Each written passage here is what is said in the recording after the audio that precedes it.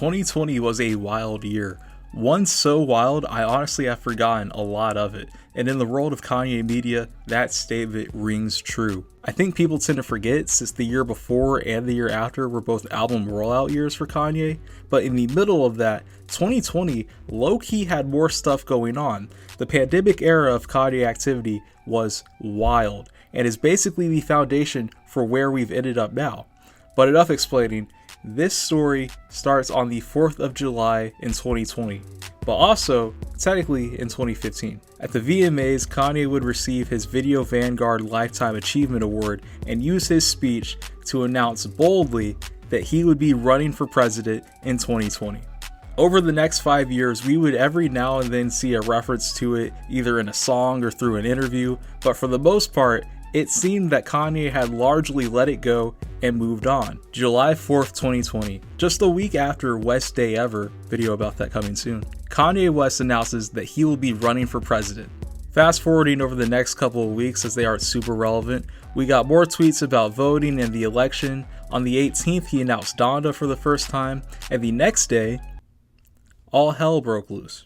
Kanye would hold his Unhinged campaign rally in South Carolina, an event so crazy there's a song about it on Donda.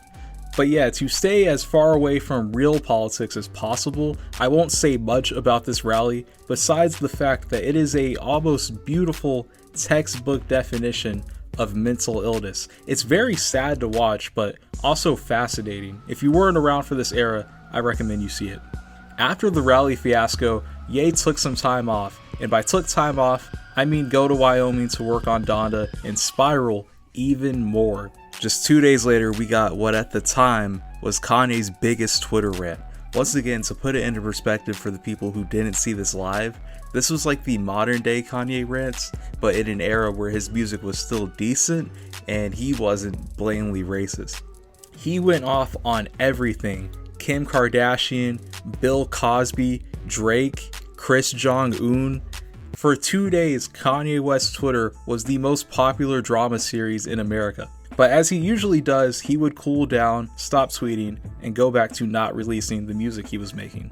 Over the next 2 months, things were okay. 2020 vision kept trucking along, Kanye was tweeting normally, and even though Donda wasn't out, it was just fun to be along for the ride. In September of 2020, he would begin his now 5-year battle against music labels. Not going over it in this video, but once again, to put it into perspective, 2020 really was the root to every modern issue Kanye has.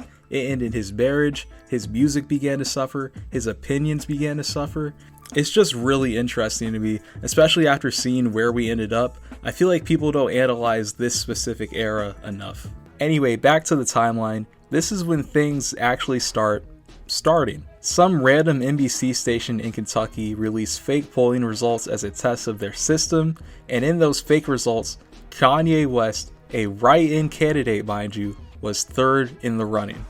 Now, instead of looking at this for longer than 30 seconds or just reading it and realizing that the two main candidates in the biggest election year barely got 10,000 votes, Kanye saw himself in third and ran a victory lap.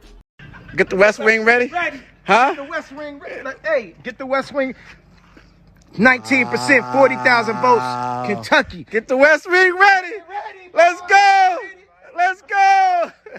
And I mean it. In case I didn't make it obvious enough, this is what did it. These polling results are the sole reason the following song got released. Boy, we won, never no joke. Nah. Later that night, Kanye drops nahnahnah on Twitter, playing over UFC and Star Wars clips. Quote, "The whole team is so energized, I had to release theme music. Nahnahnah." End quote. This song, I get it's not 100% serious. It's just something he made having fun, but dear God, was this bad, and just re-listening to it brought me back to this silly time. Imagine you as a Kanye fan waiting for Donda to eventually drop, not knowing that it's going to take another year, and then one night you get this instead, and it's the most annoying beat in the world with a Star Wars sample in the middle, and it's about a failed run for president. The video game, this is simulation, man. How do you listen to lame data imitation, man? Now, to be fair, compared to the songs we've gotten now, it is clear that Ye is actually trying here, which is nice, but just because he's trying doesn't mean it's good. But regardless, Ye kept trucking along and would premiere the song in Chicago and drop the song officially 2 days later. In those 2 days, the song was changed very slightly. The Star Wars sample was cut and the last verse was slightly different. Did that make the song any better? No. And speaking of making the song better, was there anything that could be done? Well, for the most part, no, once again. But a month later, we did get the remix of the song with DaBaby and 2 Chainz, and while not saving the song, I kinda liked it. Let me get them, yeah. They gon' hate on a young nigga anyway. They only call me when they having bills to pay. Ain't nobody ask me how I feel today. I think about it and get in my feelings, yeah. At one point for me, this was a bit of a guilty pleasure. DaBaby's verse on this is actually pretty decent and works a lot better than Ye does on this beat. 2 Chainz verse is just alright. I feel like it's a bit of a waste on a song like this, cause by the time you get to it, you're gonna be tired of hearing this damn flute, and no matter how good a verse is, you just want the song to end at that point, especially since it's now 5 minutes long, which makes it very hard to stay interested in, but they all tried their best on it. Now we're gonna go over the response to the song. Big surprise what it would be. Of course, people hated the song until Donda dropped a year later. Saying Kanye had completely fallen off was a cold take. Every song he dropped in 2020 was at best okay, and Nah was the undisputed worst. And I'm sure him losing the election didn't help, since this song is quite literally listed as the theme to the West administration.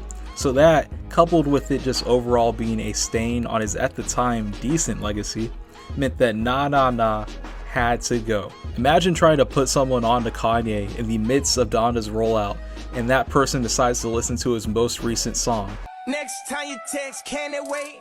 You were talking to a presidential. That's why on August 9th, 2021, Nah vanished from all streaming services. Many people believed it was because of DaBaby and his controversies at the time, but of course, if you do 5 seconds of research, you can disprove that, because 1, why would he remove both versions of the song, and 2, DaBaby is quite literally on Donda. Get fucked, Wikipedia. And that is where the story ends. Nah has never been referenced by Kanye since, and has largely been forgotten by the world entirely. Now I just wanted to look at the song through a fresher lens, knowing what we know now, and figure out if the song is really that bad. And the answer is yes and no. Compared to the Vultures era we're damned to live in now, Nah feels like a mediocre song. But I'm not gonna hype it up and act like just cause his music is worse now, it makes this any better. This beat is atrocious, the lyrics are just fucking goofy. They're great one-liners, some of these are legit burned into my brain for how funny they are, but you can't take any of it seriously. It's so bad, it took 2 other rappers and a nitrous addiction to make it look slightly better.